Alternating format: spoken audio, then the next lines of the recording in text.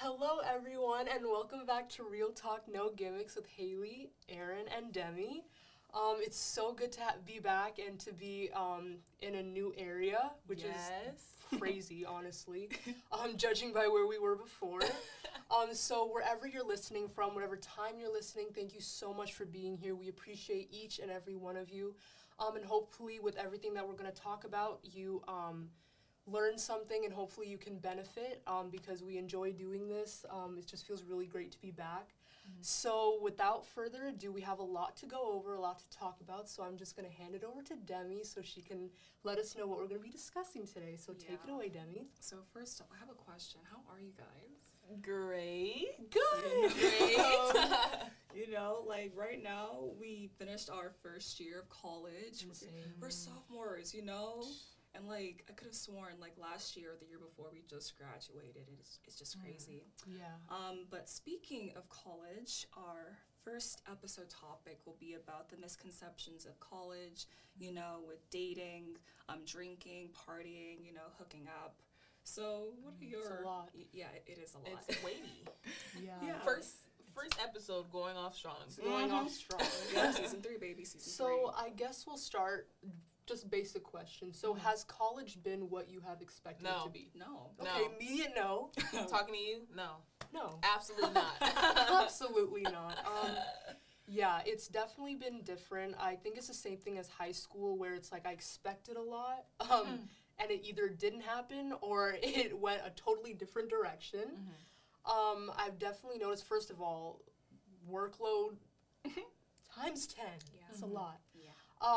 That and socially very different as well. So what do you guys think? I think you literally in that one, what would you say that, like paragraph, couple sentences, like summed it all up. It's like the expectations versus reality trend that's like literally for everything. Like hair, well, I can go in about nails, but that's not what we're talking about because anyway, yeah, that's been like my college experience, like expectations versus reality, and I'm excited about this conversation because I feel like not only are we going to talk about our college experiences and as you can tell, it's been so good. Yeah, I mean, but I don't want this to be like a Debbie Downer. Like some of you may not be in college yet or in college. Like, don't get me wrong, I enjoy college. I'm grateful that I get to go to college because I understand that there's people that may have, family responsibilities that can't afford, like, I understand that it still, at the end of the day, is a privilege. So I don't want this to be like, don't go to college. It's horrible. Like, but, I think, hopefully you learned something. Because I learned something in the past, like, year, and I'm excited to share. Yeah, I can definitely relate. Like, my first year of college was completely different than what I expected. But at the same time, I learned so much socially, academically.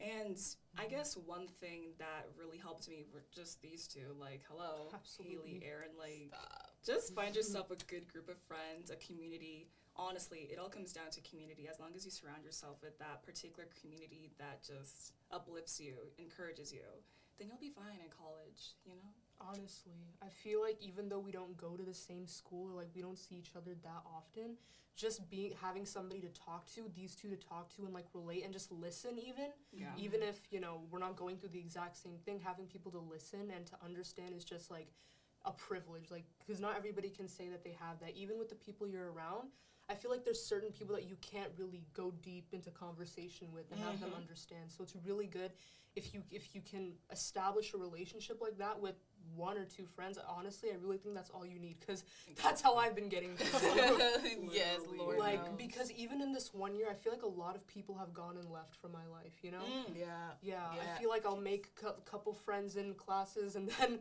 as I go into the next one, it's like I don't hear from them. You don't see them anymore.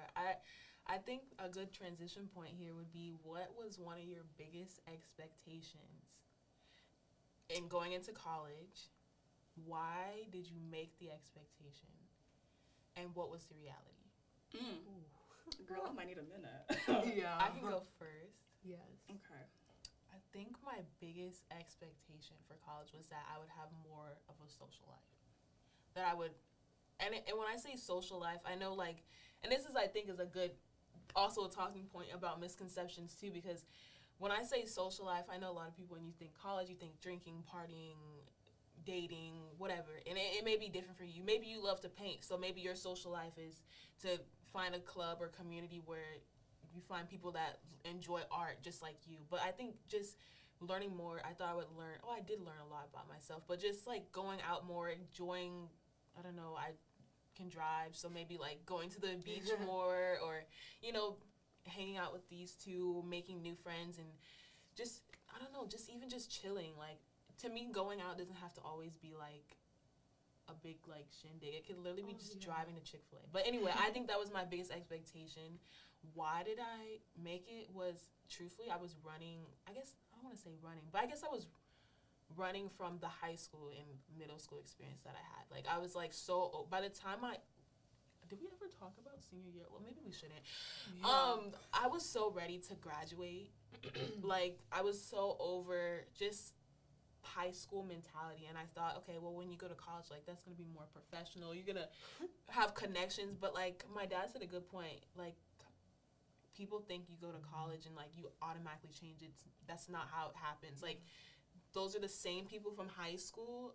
They're just moved on a bigger campus with more freedom. Mm-hmm. So at least with high school, you had like principals, you know, you had people to monitor. Parents, that were showing up to people's schools, but like, you don't have that now. I mean, you have deans and stuff, but like, they're not checking in for your homework. They're not making sure Johnny's being respectful. Like, people are gonna say and do whatever. So I think I formed it because I just was like, I can't relive it. And what was it? What was my reality? I definitely have had more downtime, I guess. I feel like I was able to maybe watch a couple more movies or TV shows than normal, but I mean, I don't want to make it seem like I'm a hermit. Y'all, if I can go outside, I will, but labs, homework, essays, life. I guess for me, my biggest expectation was that college would be a lion's den, you know, like, it would be a place where you become worse off than better off. Why did I have that expectation or thought? Well, it's because I guess I grew up in this environment where people tell you, like, just don't go to college, like, or like, you can go to college, just don't, you know, get a dorm, you know, don't get roommates. And like, it came to an instance, I knew someone, their parents told them that they couldn't, you know, have a dorm, like, they had to be commute. And I'm like, well, dang, okay. But I'm grateful that I get to have a dorm.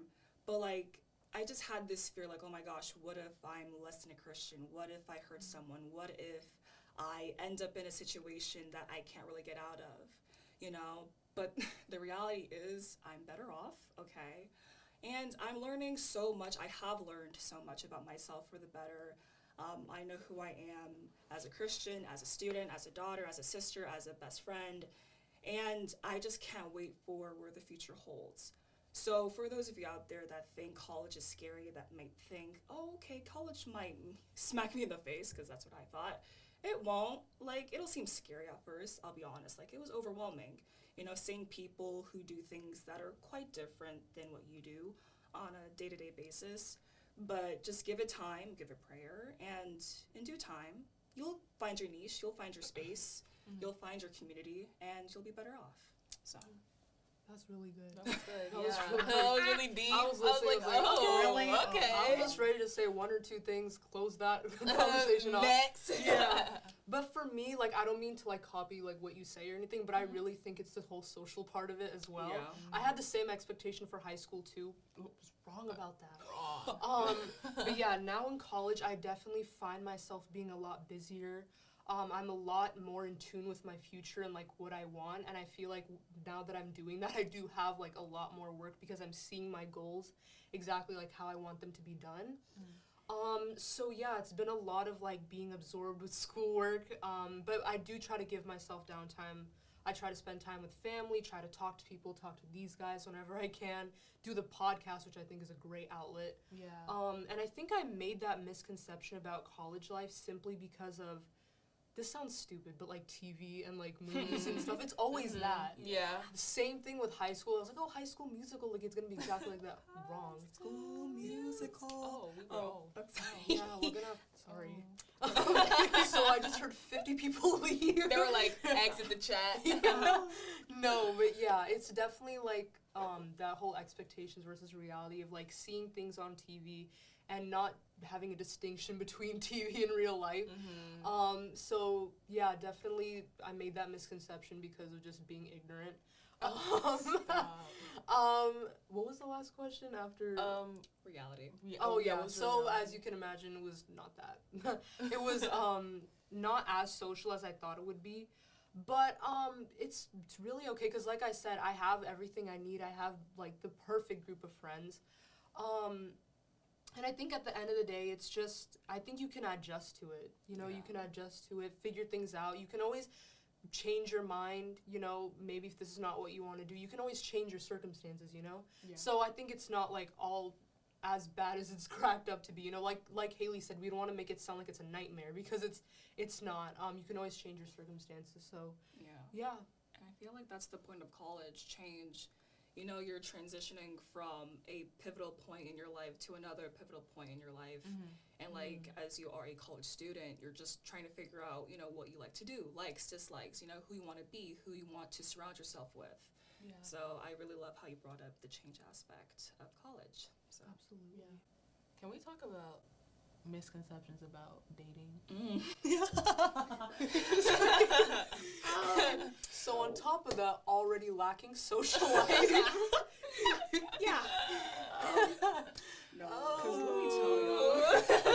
No, because throughout the year, I've been telling these girls, like, guys, I just need a guy friend, not a boyfriend, just a guy friend.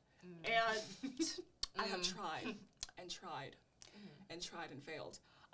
There was a moment I won for like 2 months because the friend that I had, I told you guys. Y'all are so you met them in college? Yes. But we don't talk to each other because, like, he graduated from college, so. So he was that old? Wait, the one from before? Or, like, you just met them in college? Pause. Okay. It's Jalen. It's Jalen. Oh, we put names? Bruh. We do this every time. No, because I'm always on the hot seat. I'm always on the hot seat. Okay, let's just be honest. Demi's the most boy crazy out of all three of us. Yeah. That's why she makes it seem like we just, like, interrogate her for no reason. It's because of that. Because we just be like, wait, who was the 2 months? Like, yeah, and we're just more suspicious because we're not around each other all the time. So I can't watch them and what they're doing. Like high school. Like in high school. She's always look at her. Eyes. No, because let's not talk about my 18th birthday. 18th birthday. When I told you about a family friend. But that's another story. That's a whole nother subject. Back at the Y'all topic. don't need to know. Y'all don't need to know.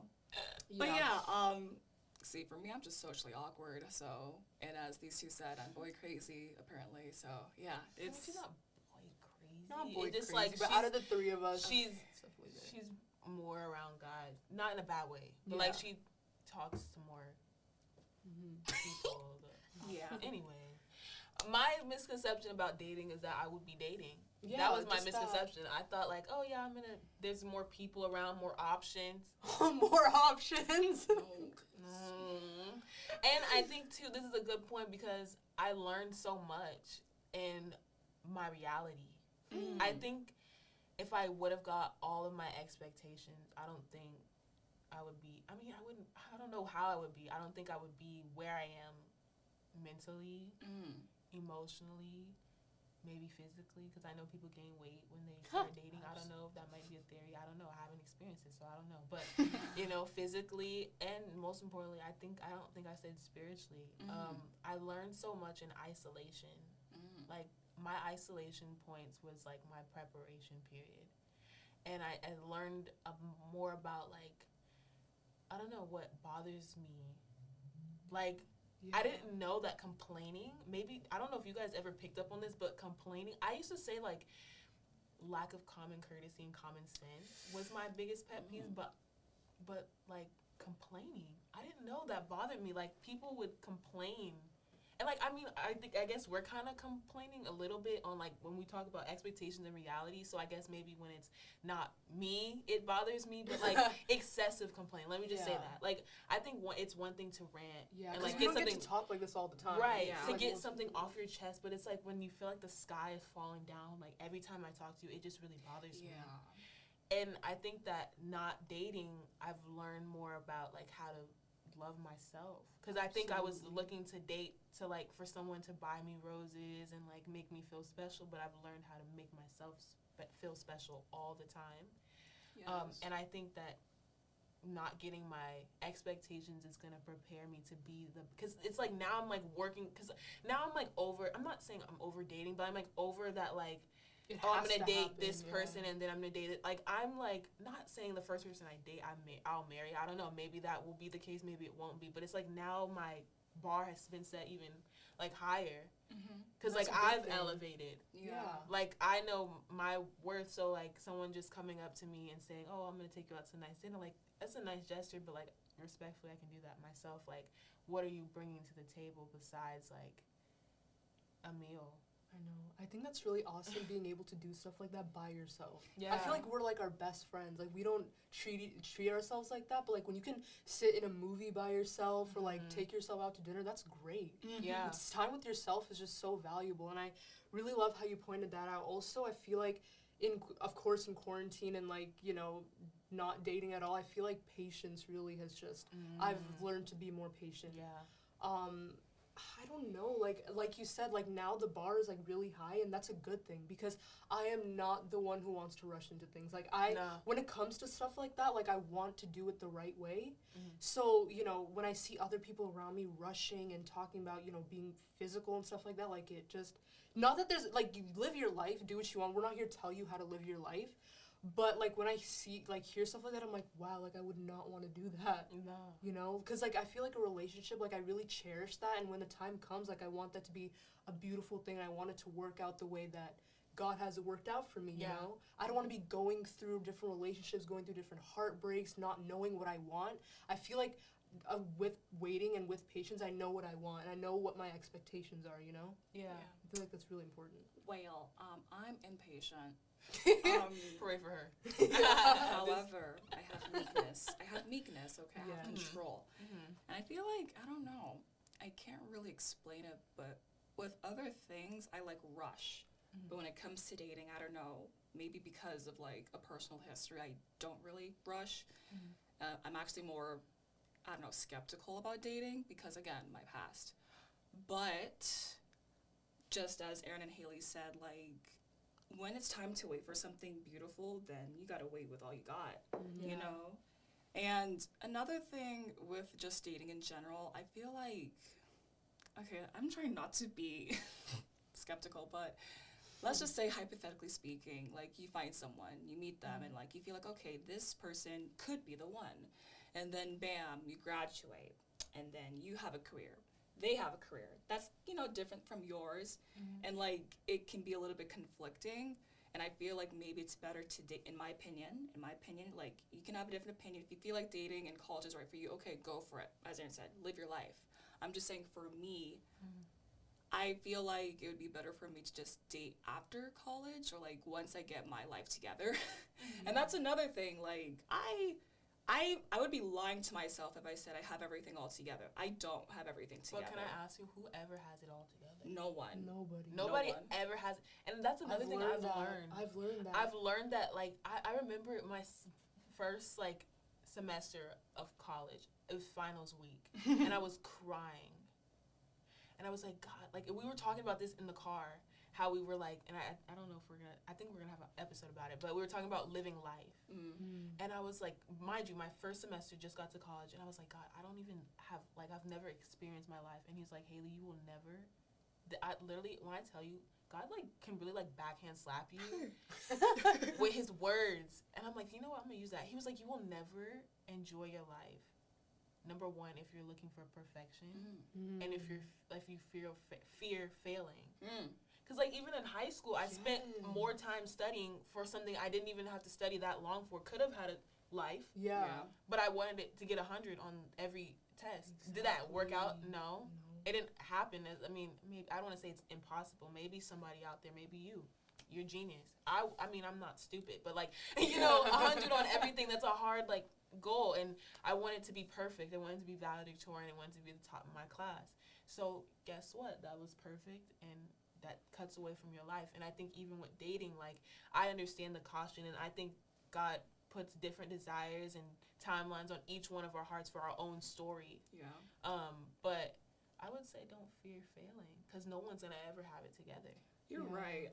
But I understand, like, and that could be that's your desire he puts on your heart, because he has someone waiting for you after college. Exactly, and I feel like that is the case, because I had a vision board, like first year of college, don't date. After that, date. But now I'm like, you know what? Let me just take time to just enjoy myself. Love myself.